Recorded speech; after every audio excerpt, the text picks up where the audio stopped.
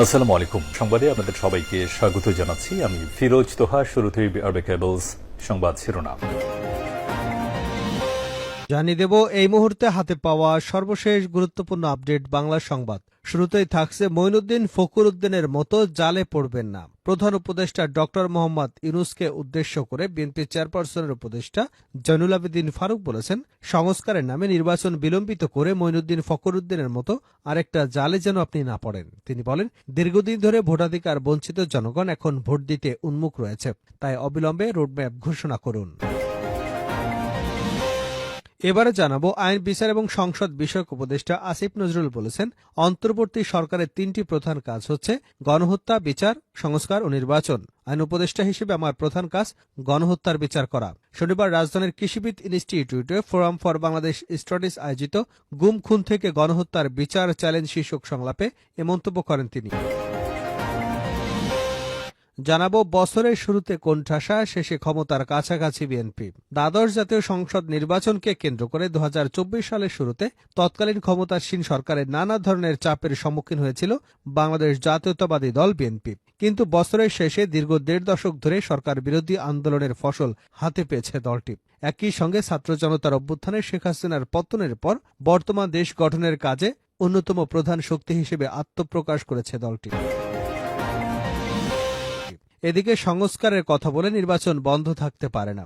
সংস্কার একটি চলমান প্রক্রিয়া, কিন্তু সংস্কারের কথা বলে নির্বাচন বন্ধ থাকতে পারে না বলে মন্তব্য করেছেন বিএনপির মহাসচিব মির্জা ফখরুল ইসলাম আলমগীর। এবারে থাকছে দখলকারীরা যত প্রভাবশালী হোক ব্যবস্থা নেওয়া হবে, রেজওয়ানা হাসান।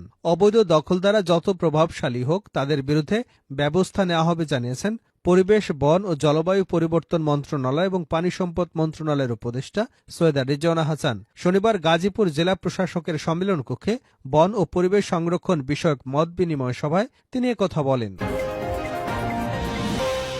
এবং সর্বশেষ জানাবো আন্তর্জাতিক সংবাদ। কামাল আদওয়ান হাসপাতালে ইসরায়েলি হামলার নিন্দা ওআইসির। উত্তর গাজার সর্বশেষ পরিচালিত কামাল আদওয়ান হাসপাতালে ইসরায়েলি সেনাদের আগুনের তীব্র নিন্দা জানিয়েছে অর্গানাইজেশন অফ ইসলামিক কোঅপারেশন। মুসলিম দেশগুলোর শীর্ষ সংগঠন এই হামলাকে ফিলিস্তিনি জনগণের বিরুদ্ধে ইসরায়েলের চলমান যুদ্ধাপরাধ এবং গণহত্যার অংশ হিসেবে অভিহিত করেছেন। এতক্ষণ শিরোনাম শুনছিলেন, এবার বিস্তারিত। প্রিয় দর্শক, আপনি যদি এই চ্যানেলে নতুন হয়ে থাকেন, ভিডিওটি দেখতে দেখতে চ্যানেলটি সাবস্ক্রাইব করে আমাদের সঙ্গে থাকুন। আর এই ভিডিও সম্পর্কে আপনি আপনার মূল্যবান মতামতটি কমেন্ট বক্সে জানিয়ে দিন। আর হ্যাঁ প্রিয় দর্শক, জানিয়ে দিন ভিডিওটি কোথা থেকে দেখছেন। মঈনুদ্দিন ফখরুদ্দিনের মতো জালে পড়বেন না। প্রধান উপদেষ্টা ডক্টর মোহাম্মদ ইউনূসকে উদ্দেশ্য করে বিএনপি চেয়ারপারসনের উপদেষ্টা জয়নুল আবেদিন ফারুক বলেছেন, সংস্কারের নামে নির্বাচন বিলম্বিত করে মঈনুদ্দিন ফখরুদ্দিনের মতো আরেকটা জালে যেন আপনি না পড়েন। তিনি বলেন, দীর্ঘদিন ধরে ভোটাধিকার বঞ্চিত জনগণ এখন ভোট দিতে উন্মুখ হয়ে আছে, তাই অবিলম্বে রোডম্যাপ ঘোষণা করুন। শনিবার দুপুরে জাতীয় প্রেস ক্লাবের সামনে তৃণমূল নাগরিক আন্দোলন আয়োজিত ফ্যাসিস্ট সরকারের দোসরদের দেশবিরোধী চক্রান্তের প্রতিবাদে এবং অভিযুক্তদের গ্রেপ্তারের এক প্রতিবাদ সমাবেশে এসব কথা বলেন তিনি।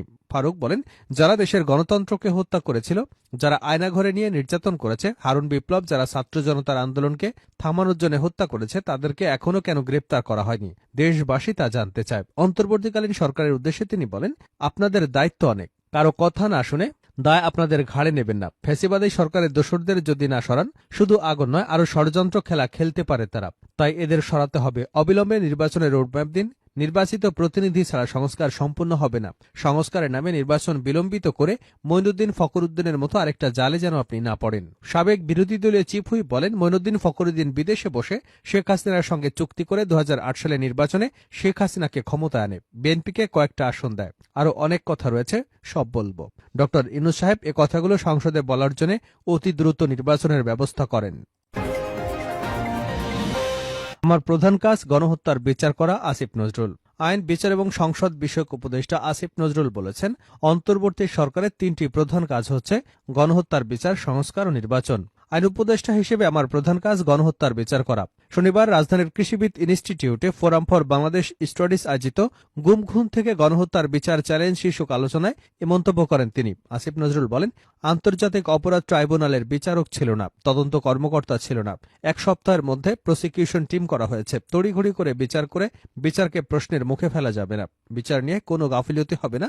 নিশ্চিত করে বলতে চাই, বিচার প্রক্রিয়া কেন দেরি হচ্ছে। আসামিদের হাতকড়া পরানো নিয়ে উপদেষ্টা বলেন, মামলার শুনানির সময় আসামিদের হাতকড়া না পরানো নিয়ে এখন সমালোচনা হচ্ছে। মানবতা বিরোধী অপরাধের বিচারের সময় আসামিদের আইনজীবী জেনেছিলেন। তিনি বলেছেন, শুনানির জন্য সেই সময় 3 মাস দেওয়া হয়েছিল, এখন শুধু 1 মাস দেওয়া হয়েছে। তখন আসামিদের কাউকে হাতকড়া পরানো হয়নি, এখনো আসামিদের হাতকড়া পরানো হচ্ছে না।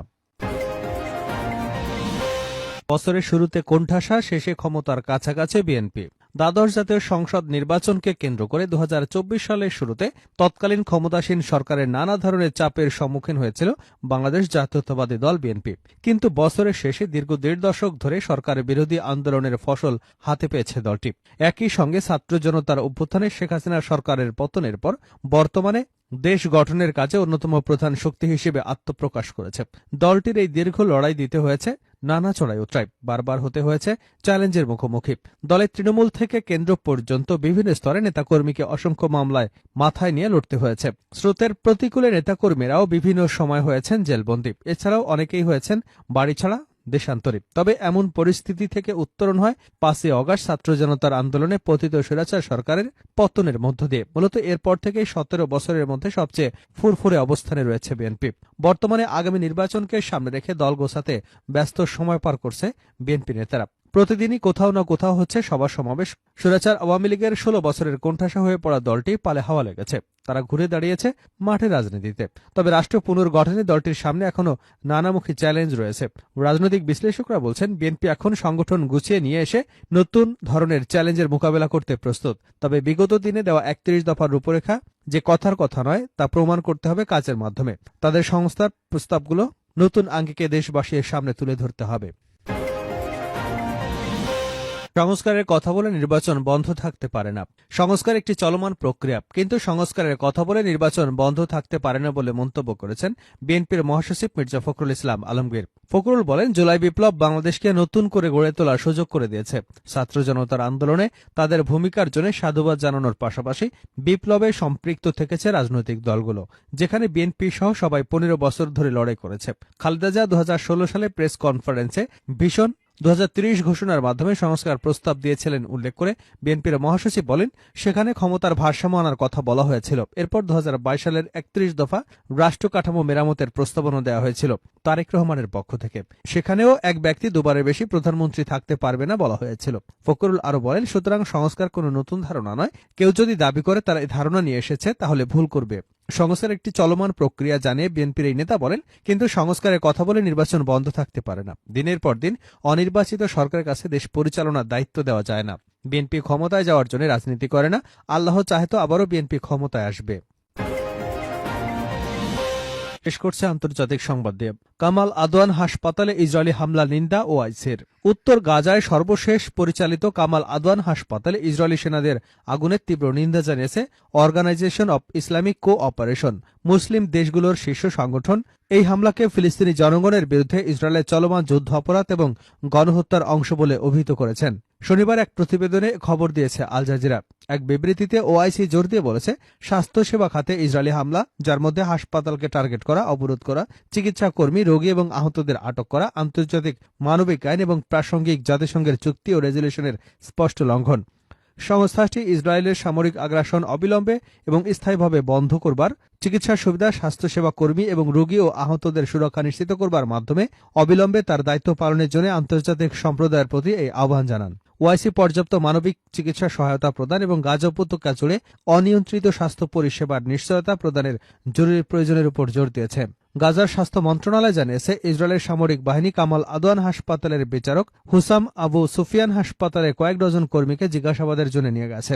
এছাড়া সেনারা জোর করে চিকিৎসা সুবিধা বন্ধ করায় অনেক রোগীর ভাগ্যে কি হবে তা অনিশ্চিত। জাতিসংঘের বিশ্ব স্বাস্থ্য সংস্থা WHO বলছে, ইসরায়েল গাজার স্বাস্থ্য ব্যবস্থা পরিকল্পিতভাবে ভেঙে ফেলে হাজার হাজার ফিলিস্তিনিদের মৃত্যুদণ্ড দিচ্ছে।